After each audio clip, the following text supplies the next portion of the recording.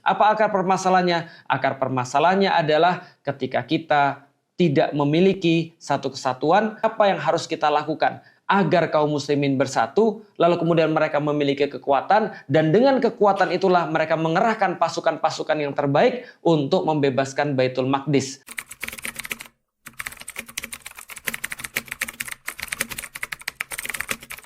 Assalamualaikum warahmatullahi wabarakatuh. Saya yakin Anda selama hampir 2 bulan terakhir ini sama seperti saya. Kita melihat banyak sekali hal-hal yang sangat mengerikan, biadab, dan hampir-hampir kita tidak pernah membayangkan. Dan apa yang membuat kita merasa sangat depresi adalah karena kita nggak hanya melihat, tapi kita juga merasa betul bahwa kita tidak punya kekuatan untuk berbuat apapun. Rasanya kita pengen misuh, rasanya kita pengen teriak, rasanya kita pengen berbuat sesuatu, tapi kita tidak pernah bisa untuk menyelesaikan permasalahan mereka. Andaikan seluruh harta kita pun kita berikan, tetap mereka tidak akan pernah bisa selesai masalahnya. Maka mungkin di antara kita ada yang berpikir dengan cara yang instan. Apa cara instan? Gak usah lagi lihat.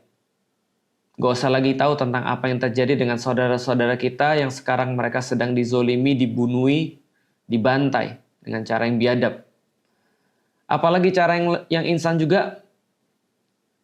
Kemarin saya ditanya, Ustadz, apa kita nggak berangkat aja di sana berjihad lalu mati, Ustadz? Cara instan. Dan mungkin cara instan yang sama senantiasa dipikirkan oleh orang-orang yang mereka mendapatkan tekanan. Karena manusia secara instingtif akan mencari cara untuk keluar daripada tekanan-tekanan itu. Itu adalah sesuatu yang alami. Maka ketika ada orang yang bertanya pada saya, Ustadz, apa kita nggak pergi aja ke sana, Ustadz? Kita sekalian tumpahin darah kita aja, Ustadz, biar semua selesai. Lalu saya sampaikan bahwa saya di dalam Islam ada 2 cara. Ada cara mudah, ada cara yang sulit.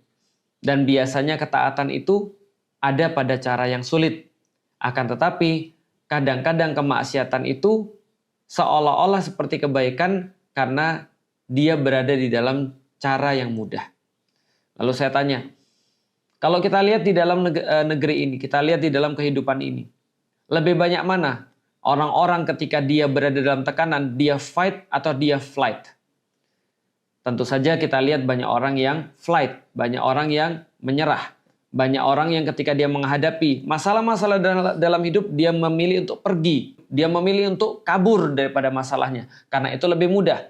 Apa saja jenis kabur daripada masalah? Makan narkoba, mengkonsumsi obat-obatan terlarang, demi kemudian keluar daripada masalah walaupun sebentar. Ini termasuk lari daripada kenyataan. Ini termasuk the easy way. Ini termasuk jalan yang mudah. Apalagi ketika dia punya keluarga, anak istrinya nggak bisa dididik, bahkan jadi beban bagi dia. Dia kemudian pergi daripada rumah. Dan kadang-kadang aktivitas ini seolah-olah diwarnai dengan seolah-olah taat. Pergi keluar rumah mencari kajian, tapi di rumah permasalahan-permasalahan ditinggalkan. Pergi dari rumah kemudian seolah-olah dia mau berdakwah, padahal dia meninggalkan kewajiban di rumah bahwa anak istrinya tidak diurus. Persis seperti tadi, jangan-jangan ketika kita melihat saudara-saudara kita yang ada di Gaza, mereka menderita, lantas kita mau memilih cara mudah. Ya udah kita ke sana aja, lalu kemudian berjihad lalu mati. Itu cara yang mudah. Tapi yang sulit apa? Yang sulit adalah mengajari orang. Yang sulit adalah menyelesaikan permasalahan. Yang sulit adalah mengetahui apa yang terjadi di Gaza. Lalu mencoba untuk menyelesaikan mulai dari akar permasalahannya. Apa akar permasalahannya? Akar permasalahannya adalah ketika kita tidak memiliki satu kesatuan sehingga tidak ada yang melindungi mereka, ketika itulah kita mempunyai masalah seperti yang kita lihat sekarang. Maka solusinya adalah dengan membuka pemikiran kaum muslimin, liberation of mind, mengajari mereka, mendidik mereka, mengarahkan mereka. Dan ini tentu saja perkara yang sulit, memerlukan waktu yang panjang, memerlukan sumber daya yang tidak sedikit. Dan ini jarang yang memilih. Karena itu teman-teman sekalian, kalau kita berada di Gaza, kalau kita berada di tempat terjadinya konflik itu, ketika kita diserang, mungkin kita termasuk orang-orang yang mereka berjihad fisabilillah. Dan itulah yang terjadi pada saudara-saudara kita. Kenapa? Karena mereka tidak punya pilihan. Mereka harus melawan dengan fisik mereka harus melawan dengan cara yang terbaik, yaitu berjihad fisabilillah. Tapi tidak begitu dengan yang ada di Indonesia. Kita bertanya pada mereka, bertanya pada ulama, bertanya pada ahli, apa yang harus kita lakukan agar kaum muslimin bersatu, lalu kemudian mereka memiliki kekuatan, dan dengan kekuatan itulah mereka mengerahkan pasukan-pasukan yang terbaik untuk membebaskan Baitul Maqdis. Maka tahapan yang pertama, walaupun sulit dan tidak banyak yang memilih, adalah bersabar untuk belajar, bersabar untuk berdakwah, bersabar untuk mengajari dan mengarahkan. Memang ini adalah sesuatu yang sulit, perlu waktu yang panjang dan dengan sumber daya yang tidak sedikit. Tapi inilah the hard way. Inilah jalan yang agak sulit dan ini jalan yang diperintahkan oleh Allah Subhanahu wa taala. Karena itu teman-teman sekalian, dalam kehidupan ini kita senantiasa dihadapkan pada dua hal. Dihadapkan pada menghadapi satu permasalahan atau kita lari ke belakang. Tapi ketika kita menghadapi satu permasalahan, terkadang yang berat itu bisa jadi juga adalah tambahan pahala. Maka Allah sampaikan di dalam Al-Quran, infiru hifafa wa thiqalan. Berangkatlah untuk berjihad di jalan Allah, berat ataupun ringan.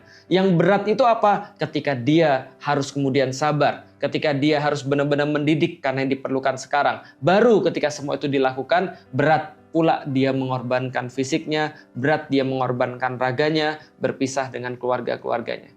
Saya tahu kita semua berada dalam keadaan depresi sekarang. Kita semua berada dalam keadaan stres sekarang. Tapi tetaplah untuk kembali peduli pada saudara-saudara kita. Jangan berhenti untuk mengetahui berita tentang mereka. Jangan berhenti untuk senantiasa ingin tahu tentang bagaimana keadaan mereka. Karena dari sinilah Allah akan memberikan kita keberkahan dari tanah itu. Dengan peduli pada mereka, berusaha yang terbaik untuk mereka, berusaha untuk mendakwahkan Islam sampai umat ini bersatu, sampai mereka sadar bahwa mereka tidak berbeda satu sama lain meskipun dipisahkan oleh jarak dan sekat-sekat yang mereka sebenarnya tidak terpisah oleh sekat-sekat itu, sampai umat bersatu, menyatukan kekuatan mereka, dan dengan kekuatan itu insya Allah kita bersama-sama akan pergi ke sana untuk membebaskan Masjidil Aqsa, membebaskan Baitul Maqdis dan penduduk-penduduknya. Bersabar, tetap peduli, tetap bersuara karena kita adalah muslim yang satu.